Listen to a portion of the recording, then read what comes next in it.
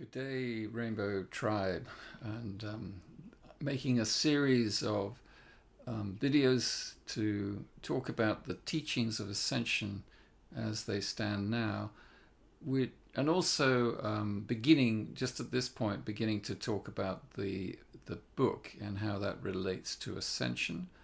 My very first yoga teacher when I came to Australia was a very interesting, eccentric guy who lived in the bush, and he talked about the missing stories of yoga as a story in fiction.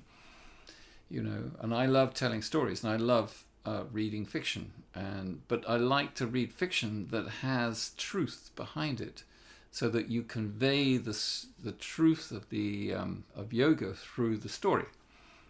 And that's always been the tradition in indigenous culture. The mythological stories are gargantuanly outrageous and beautiful and full of monsters and what have you. But they have inside them the teaching, and you don't forget it when you hear the story. So that's the basis of Diary of a Mad Yogi.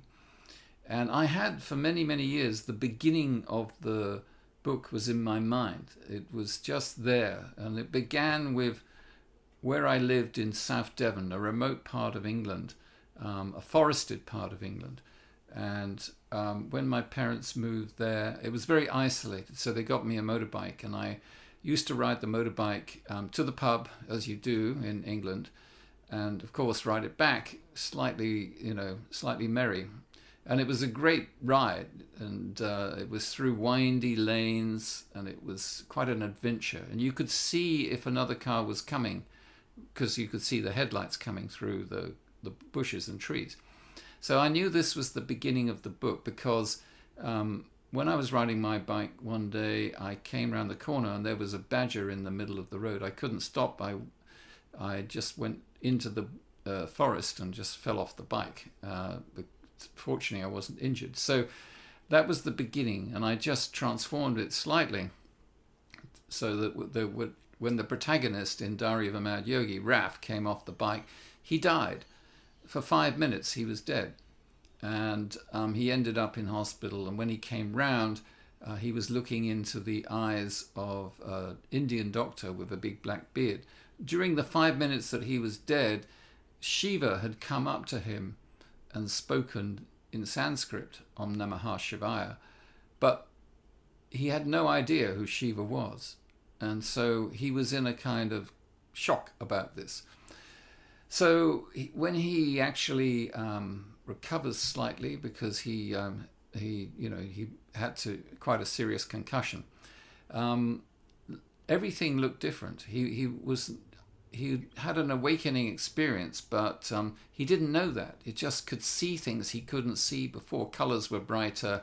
Birds had this trail of light behind them. Trees seemed to communicate with him. He didn't understand it.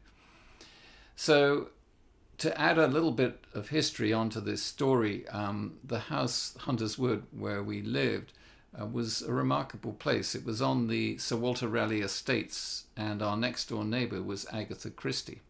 And her husband was Max Mallowan, who was an archaeologist who had made many discoveries in Egypt. So I thought I'd thread this into the book. Not Agatha Christie, because I wouldn't want to mention her name, but a composite of Agatha Christie and other people who, in the book, gives Raf a wand. Now, his parents are both diviners. They are secretly able to find objects that have been hidden, antique dealers on the surface. Now, I was an antique dealer in my first part of my career. I worked as an auctioneer and valuer as well, and so I've always been fascinated about finding objects hidden away, secreted away, until the time is right to discover them. So I wanted to weave this into the book and bring the parents in as diviners who were of the Druid tradition. So that's just a taste of the book. And what I intend to do with these talks is to expand on that and where we are now in this ascension process, and what it is we need to be focusing on as we raise our frequency. And illustrating that with some of the passages in the book.